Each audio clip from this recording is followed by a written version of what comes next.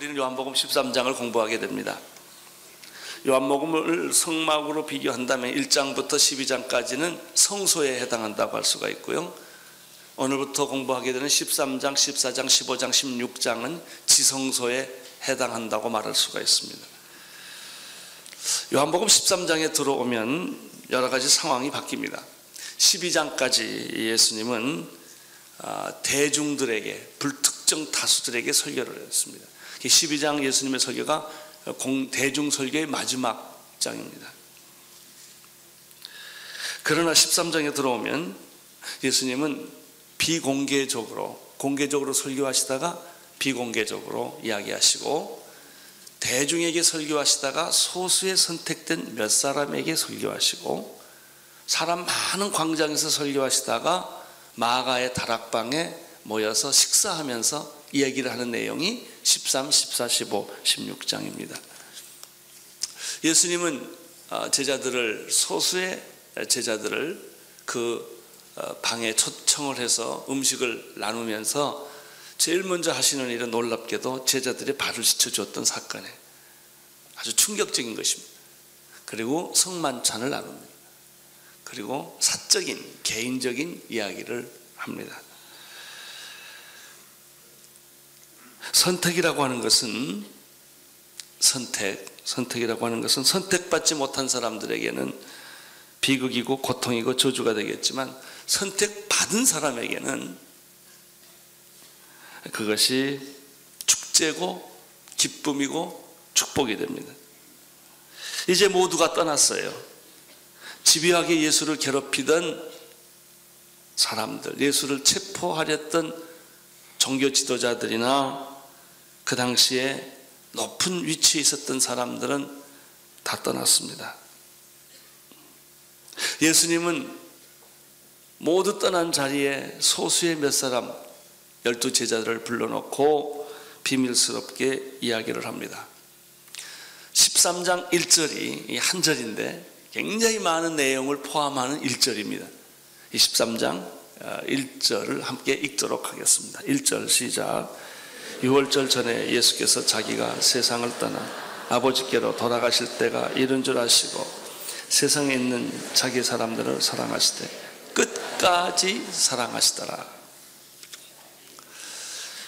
유월절 전에 예수님은 자기가 세상을 떠난다는 사실을 알았습니다. 오늘 1절에서 발견한 첫 번째 메시지는 예수님이 자기가 죽을 걸 알았다는 겁니다. 죽을 걸 알았다. 현자의 지혜는 자신의 죽음을 안다는 것입니다. 이제 내가 죽을 때가 됐구나, 이걸 아는 거예요.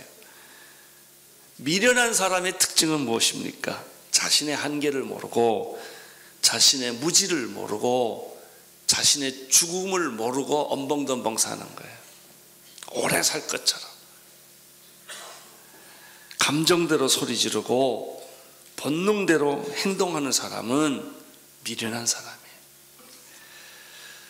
예수님은 자신이 언제 죽어야 하고, 어떻게 죽어야 하고, 어디서 죽어야 하고, 왜 죽어야 하는지를 명확하게 이해하고 있었습니다. 그것이 1절이에요. 앞으로 일주일 후면 예수님은 십자가의 처형을 당합니다. 자연사로 죽는 게 아니라 예수님은 십자가의 처형을 당해 순교를 하시게 됩니다. 지난 12월 25일 며칠 전에 저희 교회에 큰 경사가 있었습니다. 크리스마스 날 99세 되시는 장병두 할아버님께서 세례를 받은 일이 있었습니다. 나 얼마나 그날 좋았는지 몰라요. 평생 교회 한 번 안 다녀보신 분이 4개월 전에 예수님에 관한 얘기와 교회에 대한 소개를 받고 하나님을 믿으시겠다고 결정하시고 세례 받으시겠다고 말씀을 하셨어요. 사실 처음에는 좀 안 믿어졌어요. 진짠가? 세례 문답을 24일 날 했거든요. 이재훈 목사님께서 세례 문답 바로 할아버님한테 갔는데, 이재훈 목사님은 자기가 제일 가슴 두근두근 거렸대요. 왜 그러냐고 그랬더니, 장병도 할아버님이 안 믿어 이러면 어떡할 거예요? 그리고 이 나이 많으신, 인생의 경륜이 많으신 이 선생님을 어떻게 설명하겠느냐는 거예요. 근데 놀랍게도 30분 만에 다 끝나고 말았어요. 왜냐하면 너무나 정확하게 예수님을 기다리고 있었고 하나님을 기다리고 있었기 때문에. 이분이 세례를 받으시겠다고 결정한 것은 본인이 의사로서, 한의사로서 많은 환자를 볼 때 놀랍게도 예수를 잘 믿는 사람은 죽을 병이 걸려도 두려워하지 않더라는 것입니다. 예수를 안 믿는 사람은 살 병인데도 두려워하더라는 것이죠. 근데 본인도 이제 때가 돼서 하나님 앞에 돌아갈 때가 됐는데 내가 어떻게 하나님을 믿는지 궁금해하고 있던 차에, 영원히 사는 문제에 대해서 관심 있던 차에 우리 목사님이 가셔서 설명을 하니까 내가 원했던 게 바로 그런 것이다. 내가 영원히 살고 싶다. 세례를 받으시겠다. 세례 받으시기 전에 제 방에 오셨어요. 아이 바쁘신데 어떻게 오셨습니까? 그랬더니 이 선생님께서 아니 결혼식보다 중요한 게 세례식인데 이러시더라고요. 세상에 하나님 만나는 것보다 더 중요한 게 어딨냐. 나는 오늘 기다렸다 이러시더라고요. 그래서 세례를 받았습니다. 여러분, 지혜로운 사람은 자기 죽음을 압니다. 인생의 끝을 아는 것이죠. 지혜로운 사람은 하나님을 선택합니다. 지혜로운 사람은 하나님 앞에 나가는 것이죠. 예수님은 자신이 세상에 오신 목적을 잘 알고 있었습니다. 온 인류의 죄를 위하여 십자가에 못 박혀 죽어야 한다는 사실, 그는 피하지 않았습니다. 그는 유월절 전에 자신이 세상의 죄를 지고 가는 어린 양으로 죽어야 할 것을 아셨기에 오늘 1절에 이 말이 기록되어 있습니다. 나는 여러분들도 여러분의 때와 죽음을 잘 이해할 수 있게 되기를 바랍니다. 두 번째입니다. 이 1절에서 우리가 발견하는 것이 있어요. 그럼 죽음이란 것이 뭐냐? 예수님에 의하면 죽음은 끝이 아니다. 우리는 죽음을 다 끝으로 봐요. 끝으로 봐요. 죽음은 끝나는 거지요. 뭐 정말로 보는데 예수님은 죽음이라고 하는 것은 끝이 아니라 아버지께로 돌아가는 것이다 라고 말씀하셨습니다. 1절을 다시 한번 읽겠습니다. 시작. 유월절 전에 예수께서 자기가 세상을 떠나 아버지께로 돌아가실 때가 이른 줄 아시고, 죽음이란 뭐냐? 하나님께로 돌아가는 것이 죽음이지 모든 게 끝난 게 죽음이 아니에요. 여러분, 우리가 60평생 80평생 살다가 죽으면 얼마나 허무해요. 우리가 개나 돼지나 소같이 그거는 영혼이 없어요. 생명은 있어도 영혼이 없다고요. 식물이나 동물은. 그래서 꽃을 꺾거나 동물이 죽으면 그것은 끝이에요. 인간은 안 그래요. 인간은 영적 존재이기 때문에 죽음이 끝이 아니란 말이죠. 인생에 세 가지 질문이 있어요. 인생은 어디서 와서 무엇을 하다가 어디로 가는 것일까? 여러분, 여기에 대해서 대답할 수 있어요? 여러분, 어디서 오셨어요? 부모한테 왔다고요? 우연히 태어났다고요? 실수로 태어났다고요? 아니에요. 여러분은 하나님으로부터 오신 것을 아셔야 됩니다. 하나님이 우리를 세상에 보냈어요. 그럼 세상에 가서 국민학교 다니고 중학교, 고등학교, 대학교 다니고 직장을 가지고 결혼하고 아기 낳고 이 사는 게 뭐예요? 예. 하나님으로부터 와서 두 번째 인생의 줄문, 우리가 세상에 뭘 하다 가냐 말이죠. 하나님을 위해 살다가 가는 겁니다. 나를 위해 살다가 가는 것이 아닙니다. 세 번째, 죽으면 어디로 가요? 하나님께로 돌아가는 거예요. 예수님은 이것을 정확하게 알고 있었습니다.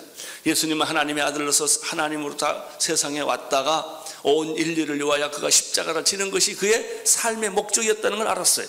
그래서 그는 십자가를 피하지 않고 십자가를 지셨어요. 그리고 죽고 난 이후에 그가 다시 하나님에게로 돌아간다는 이 사실을 예수님은 명확하게 정확하게 이해하고 있었다는 것이죠. 사랑하는 성도 여러분, 나는 오늘 여러분들도 이 세 가지를 이해할 수 있게 되기를 바랍니다. 나는 하나님으로부터 세상에 와서 하나님을 위해서 살다가 하나님에게로 돌아간다.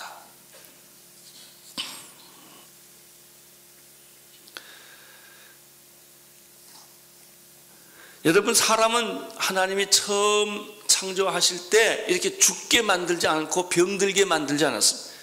하나님이 최초로 인간을 만들 때는 영원히 하나님과 똑같이 영생하는 존재로, 죽음이 없는 존재로, 처음에는 질병 없었습니다. 죽음 없었습니다. 절망 없었습니다.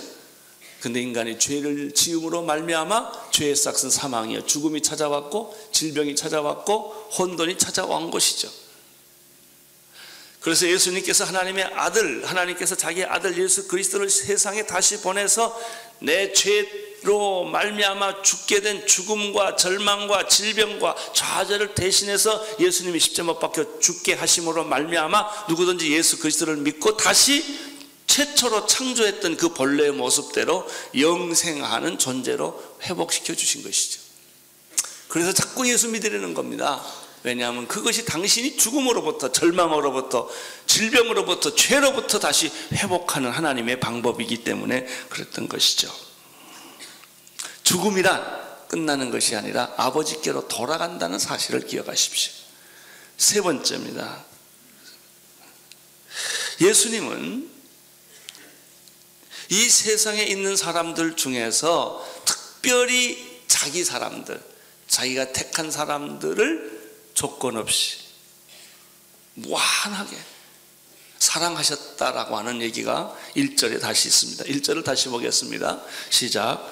유월절 전에 예수께서 자기가 세상을 떠나 아버지께로 돌아가실 때가 이른 줄 아시고 세상에 있는 사람들을 사랑하시되, 거기까지예요? 아니, 거기까지.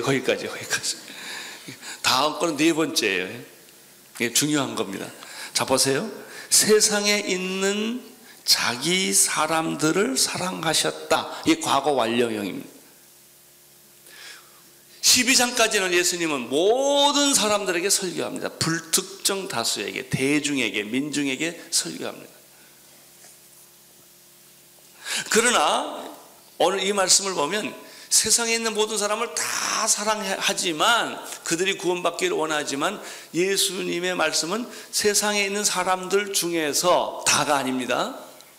내가 선택한 사람, 소수의 사람들, 그 사람들을 내가 사랑했다, 이렇게 되어 있어요.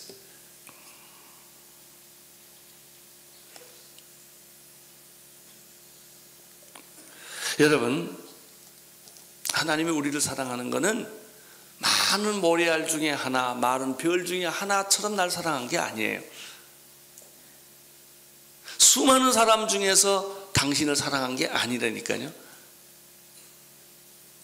이렇게 설명할 수가 있어요. 만약 어떤 사람이 이런 말을 했다고 가정해봅시다. 나는 세상의 모든 여자를 사랑한다. 이렇게 말하면 박애주의자라고 말할 수도 있고 남봉꾼이라고 말할 수도 있어요. 모든 여자 다 사랑하니까. 그 말 듣고 감동이 없어요. 나는 세상의 모든 여자 다 사랑한다, 이거예요. 근데 만약 어떤 사람이 이렇게 말했다고 생각해 보십시오. 나는 한 여자만을 사랑한다. 한 여자만을 사랑한다. 세상의 모든 여자를 사랑하는 게 아니고 나는 한 여자만을 사랑한다. 나는 그 여자를 위해 내 인생을 바칠 각오가 돼 있고, 그 인생을 위해 나의 청춘과 나의 생명을 나는 걸겠다.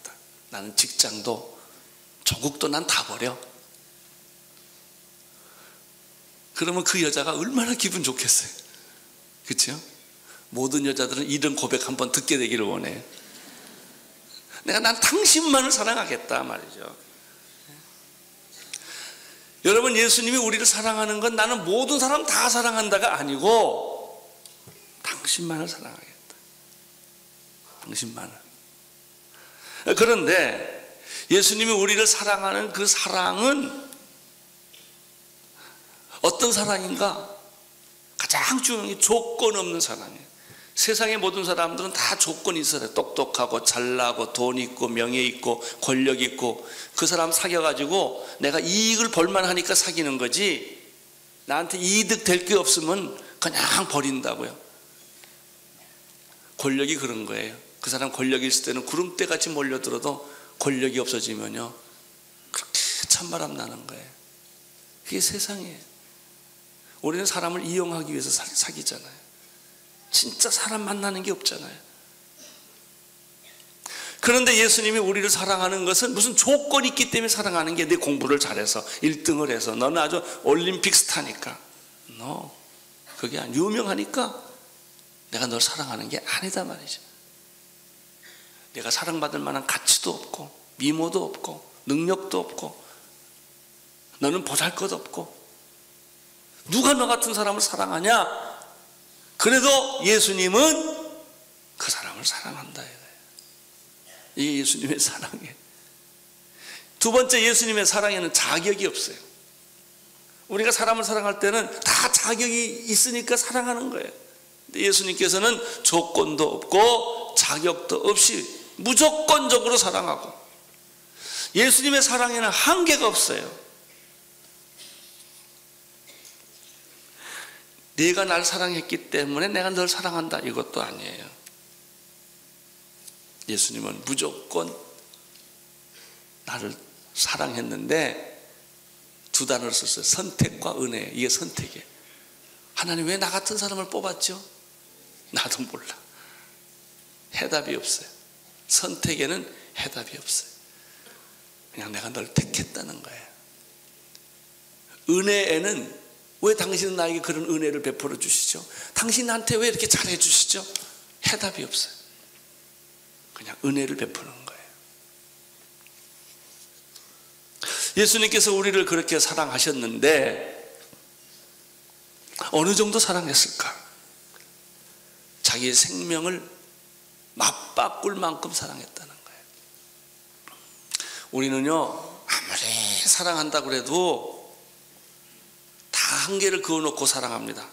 나중에 신경질 나면 사랑 안 해요. 한참 하다가 이혼해버려요. 인간의 사랑이란 아까도 이기주의 같은 거예요. 사랑처럼 이기주의가 없습니다. 사랑한다고 말을 하지만 사실 그 내면의 세계를 파고 들어가면 다 이기주의적 사랑을 하는 거예요. 다 조건이 있으니까 사랑하고 이해관계가 얽매이니까 사랑하는 것이지 그러지 않아요. 근데 그 비슷한 사랑이 하나 있어요. 부모가 지 자식 죽을 때 이렇게 기도해요. 하나님 내 생명은 좀 바꿔주세요. 날 데려가고 이 애 좀 살려주세요. 그런 사랑이 가끔 있어요. 예수님은 자기 생명을 걸고 우리를 사랑했습니다. 그렇다면 예수님의 사랑은 과거로 끝난 것일까? 과거로 끝난 것일까? 세상 속에 있는 자기 사람들을 사랑하셨습니다. 과거예요. 아닙니다. 예수님은 과거에 사랑했던 십자가의 사랑을 지금도 똑같이 사랑하고 계시고 미래까지, 내가 죽을 때까지, 죽음 이후에도 하나님은 그 사랑을 포기하지 않으신다는 것이 오늘 말씀입니다. 다시 1절을 보십시오. 1절 시작. 유월절 전에 예수께서 자기가 세상을 떠나 아버지께로 돌아가실 때가 이른 줄 아시고 세상에 있는 자기 사람들을 사랑하시되, 사랑하셨습니다. 이건 과거 완령이에요. 그 다음 얘기가 중요해요. 어떻게 돼 있죠? 끝까지 사랑했다라는 말은 과거에도 사랑했지만 현재에도 변하지 않고 사랑하고 있고 미래에도 내가 너를 사랑할 것이다 라는 말이, 끝까지 사랑했다는 말은 현재도 사랑하고 미래도 사랑한다는 말이죠.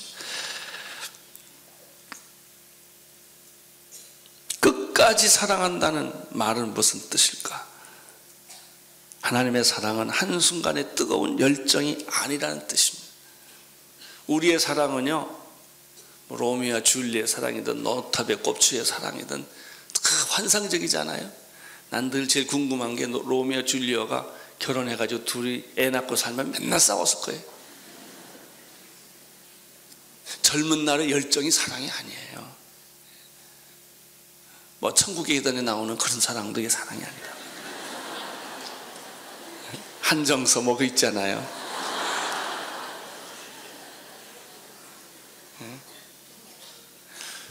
여러분, 한순간의 열정이 그 영원한 사랑이냐? 아니에요. 세월이 지나고 늙어가면 다 변하는 거예요. 그러면 하나님께서 우리를 십자가에서 우리를 사랑하셨는데, 세상에 있는 자기 사람들을 사랑하셨는데 끝까지 사랑했다는 말이 뭐냐? 사랑이 감정이 아니다라는 뜻이에요. 사랑은 단순한 열정이 아니다 이거예요. 사랑은 하나님의 의지입니다. 내가 널 사랑하겠다고 하나님이 결정한 거예요. 이 약속은 변하지 않는다. 과거도 변하지 않았고 현재도 변하지 않았고 미래도 변하지 않는다, 이런 뜻이에요. 이 끝까지 사랑한다는 말 속에는 무슨 뜻이 있을까? 상황이 변하고 당신의 얼굴이 주름살이 들고 지선이 같이 불이 타서 얼굴 다 나가도 사랑하겠다 이거예요. 환경이 변해도 사랑하겠다. 끝까지 사랑한다는 말은 또 무슨 말인가? 당신이 어떤 실수와 죄를 범해도 다 용서하겠다는 말이에요. 나는 부인이 저지른 모든 죄를 다 용서하기를 축원합니다. 남자는 잘못해도 용서를 받아야 되고 부인은 잘못하면 왜 용서를 안 받아야 돼요? 다 용서하세요. 자식이 잘못해도 용서하세요. 이게 예수님 사랑이에요. 예수님의 사랑에는 용서가 있습니다. 끝까지 사랑한다라고 하는 것은 살아서도 사랑하고 죽어서도 사랑한다는 말이에요. 인간의 사랑은 그렇게 못합니다. 하나님의 사랑은 죽어서도, 내가 죽고 난 이후에도 그 사랑은 존재하는 것이고, 내가 어떤 실수를 하고 죄를 지어도 다 용서하는 사랑이고 덮어주시고, 환경이 아무리 변해도 사랑하는 그런 사랑이다. 끝까지 하는 사랑이란 한계가 없는 사랑이다 라는 뜻입니다. 예수님 우리를 십자가로 사랑하셨습니다. 그것으로 끝나지 않습니다. 끝까지 사랑하셨다 라고 말씀하고 있습니다. 사랑하는 성도 여러분, 안심해도 좋습니다. 다 우리가 예수 믿을 때 완전하게 믿는 사람 어디 있습니까? 다 적당히 믿고 이중인격자 아닙니까? 우리가 다 겉으로 잘 믿는 척하고 속으로 내용이 없고. 그래도 하나님은 당신을 사랑하십니다. 당신을 사랑합니다. 또 용서하고 또 기다리고. 이게 사랑이에요. 2절 한 절 더 보고 오늘 설교 마치겠습니다. 2절 읽어주십시오.